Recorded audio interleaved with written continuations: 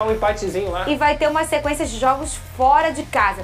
Uma sequência que o Vene já trouxe aqui, bem difícil pro Vasco. Será que vai ser uma sequência determinante para Carille ou a torcida vai entender que é uma sequência difícil? Não vai entender. O Cruzeiro será o primeiro adversário do Vasco na sequência que o time terá fora de casa. Ao todo, serão 6 jogos longe de São Januário, lugar onde a equipe não sabe o que é perder. Até agora foram 11 partidas distante da colina, com 3 vitórias apenas. No Brasileirão, o Vasco vai em busca da primeira conquista como visitante. A missão não será fácil, já que o desempenho do Cruz Maltino vem sendo questionado, assim como o trabalho do técnico Fábio Carille. Pela Sul-Americana, a torcida novamente vaiou o treinador. O Vasco pouco ameaçou em campo e mais uma vez deixou pontos importantes para trás. No Brasileiro, o time é o 8º colocado, com 7 pontos. Nas últimas 2 partidas contra Flamengo e Lanús, o Vasco não tomou gol e pode engatar a 3ª partida consecutiva sem ser vazado. Ontem, o clube anunciou uma boa notícia: a renovação do atacante Ryan. A promessa de São Januário agora tem vínculo até o final de 2026. Ele chegou ao Gigante da Colina quando tinha 6 anos, passando por todas as categorias de formação e se destacando desde cedo. E agora pode ter a chance de provar ainda mais isso em campo. O Vasco enfrenta o Cruzeiro no domingo às 6h30 no estádio Parque do Sabiá, em busca de, quem sabe, sair com uma vitória para aliviar a pressão da equipe. E o Cruzeiro que não vive um bom momento, né, meninos? Ô, Pedrosa, você tá confiante no Vasco? Lembra aí, qual é a sequência do Vasco? O que o Carille vai encontrar? Cruzeiro fora de casa. Operário, Copa do Brasil. Copa do Brasil. Tem o Palmeiras. Sempre difícil a Copa do Brasil. Palmeiras. Tem mais alguém aí difícil, hein? A produção vai pegando aí pra gente saber essa sequência do Vasco. O pessoal vai ver lá. Lanús também. Você tá Cruzeiro, Operário, vai dizendo aí. Palmeiras, já falamos. Porto Cabedelo. Vitória e Lanús. Então, o Vitória é aqui ou lá? Tudo fora. Vitória lá também? Tudo fora. Até o Lanús é tudo fora. Depois do Lanús, o Vasco faz 5 jogos no Rio de Janeiro em 6. A grande prova de fogo do Carille, você acha? Acho, com certeza. Porque fora de São Januário, ou seja... Assim, daria pra encarar a próxima sequência, ela é uma sequência que vai definir o semestre do Vasco. Eu não acho isso, não. Eu acho que o Vasco vai ter, como eu disse aqui, 5 jogos no Rio de Janeiro com condições de terminar essa parte pro Super Mundial bem, tranquilo. Mas pode definir a cabeça do Carille, porque tudo é a forma como as coisas vão acontecer.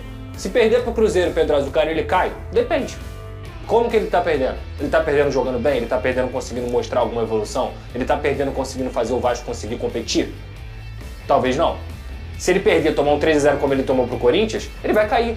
É fato. Pancada, ele cai. Sim. Pancada, ele cai. Porque assim, fora o ambiente da torcida, a diretoria ela avalia desempenho. Ela avalia o que tá acontecendo dentro de campo. Então assim, se a gente for pegar no preto e no branco, a temporada do Vasco, semifinal de Campeonato Carioca, caiu pro Flamengo. Ok. Passou na primeira fase da Copa do Brasil, passou na segunda fase da Copa do Brasil. Ok. Tá com 5 pontos na Sul-Americana junto com o Lanús, que é o líder. Ok, tá vivo na competição. Sim. E tá ali na 8ª colocação no Campeonato Brasileiro. Alguém esperava algo no preto e no branco diferente disso na temporada do Vasco? Porque se esperava, tá vivendo outra realidade. Porque esse é o Vasco, é time de meio de tabela que vai ali brigar por umas Copas. Agora, o desempenho tem sido o que se espera? Talvez não. É esse que é o ponto. Eu acho que ele tem que principalmente solidificar a defesa do Vasco. Chegar lá contra o Cruzeiro e não ser uma presa fácil. Ainda mais nos jogos fora de casa, que o Vasco é completamente diferente do que é em São Januário. Então assim, o que eu espero no domingo? Pelo menos pontuar, cara. Tem que jogar pra pontuar, tem que jogar pra brigar, entendeu? Contra o Operário, tem que vencer o Operário, porque é uma equipe maior e é uma equipe que é de primeira divisão, contra um time que tem um investimento muito menor que o do Vasco. E os outros jogos é brigar também. O que o torcedor talvez espere, Fernanda, tudo bem que tem aquele que já tá com a opinião formada, que é fora Carille e tudo mais. Mas o que o torcedor, que é um pouco mais lúcido, espera é competir. Competir, competir. É isso. Se não competir, vai cair na tabela, vai cair nas competições, aí realmente vira uma crise. Mas assim, tem que ter um alinhamento de expectativa. O próprio Cruzeiro aí, que fez um investimento milionário, cheio de jogador badalado, acabou de cair na Sul-Americana. Imagina se fosse o Vasco caindo na Sul-Americana, a crise que ia estar. E com um investimento muito menor. Então assim, cara, tá dentro do padrão, Fernando. A verdade é essa. Fábio Carille faz um ótimo trabalho? Não. Ele faz um péssimo trabalho? Também não. Mas e tem um ponto também, né, Vene, que assim, Ah, mas Fernanda, eu concordo com o Pedrosa, mas olha, eu não gosto do estilo de jogo do Carille. Não, mas espera aí. Quando você contrata o Carille, você espera o quê? Não, tudo bem, eu também acho isso. Mas eu acho o seguinte, eu acho que pra prateleira que o Vasco hoje tem financeira, que eu tô feliz falando, a gente vê um tipo de jogo que é pra você tentar, com as peças que você tem, encarar o calendário brasileiro. Então vai trocar o Carille, vai pegar talvez um cara um pouquinho mais ofensivo, vamos dizer assim. Então, ele vai ter um outro tipo de jogo, mas ele vai bater nos mesmos problemas. Na mesma limitação. Na mesma limitação, porque olha aqui, Vene, há quanto tempo neste programa a gente já reconheceu que o problema do Vasco é a regularidade dentro de um jogo.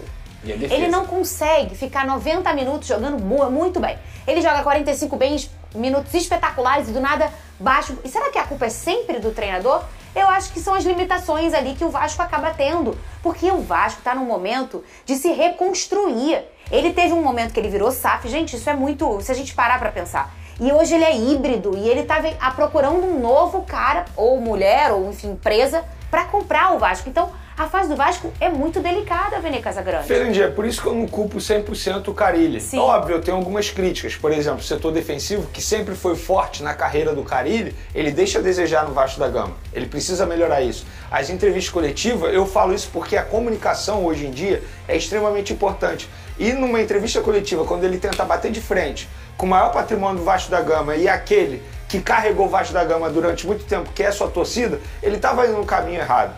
Fora isso, a gente precisa também olhar o que foi entregue para ele. Por exemplo, as peças para o setor ofensivo vieram durante a temporada. Ele, teoricamente, tem que trocar o pneu com o carro em andamento. Então eu tenho sim algumas críticas ao Carille, mas quando você contrata o Carille, você não pode esperar um show de espetáculo da equipe. Nunca foi isso, o Carille nunca foi isso. Ele sempre demonstrou ser um cara que entende muito de setor defensivo, saber defender muito bem. Só que no Vasco da Gama, repito, ele deixa a desejar nesse quesito. Então concordo quando o torcedor cobra isso. Agora, cobrar um espetáculo do Carille, tendo em vista a matéria-prima que ele tem em mãos, eu acho já um exagero. Mas repito, a minha crítica aqui também foi muito em cima do discurso dele, que eu acho que ele melhorou bastante nos últimos jogos pós-partidas. Vem comigo aqui, olha só, presta atenção, por apenas R$5 você... O Vasco vai conseguir jogar 3 competições com o elenco que tem? Na minha opinião, não. E qual que seria a prioridade do Vasco da Gama, o Brasileirão? A Copa do Brasil é um campeonato que a gente chegou longe, semifinal. A Copa Sul-Americana é um campeonato que a gente não joga há muito tempo. Então tá pesando muito isso. E a gente não tem elenco para 3 competições. O time reserva não vai dar conta. Então, pessoal, o que você faria no lugar do Carille referente a isso? Você colocaria um time reserva, mesclava, enfim. O que você faria? Porque é complicado a gente criticar, né, o treinador, mas ele não tem opção. E aí pesou um pouco, né? Ele falar que não precisa de reforços, que não precisa disso, daquilo, ele realmente precisa, né? Não tem jeito. Fazer o quê? Né? Precisa de reforços, tá na cara que precisa de reforços. Então, o Vasco deve abandonar a Copa Sul-Americana, deve abandonar uma Copa do Brasil, vai ter a pausa no meio do ano aí para o Super Mundial, vai descansar todo mundo. A verdade é que o Vasco entra morto no segundo tempo, joga um tempo e o outro tá morto. Não tá treinando, como é que é? Ninguém sabe explicar, né, de fato o que acontece no Vasco, nos bastidores do Vasco, mas é realmente isso que acontece. O Vasco não consegue jogar 2 tempos, joga um, o outro tá morto. Troca jogador, não vai na mesma habilidade, o rendimento cai muito, pressão, erro de passe, enfim, João Vitor entregando, tudo isso aí que você já conhece, né? Piton pega a bola, cruza na área, cruza na área, cruza na área, é o lance do Vasco, né? A gente não tem criatividade, tá faltando muito isso aí ainda, e eu quero ver a opinião de vocês aqui no comentário, comenta aí.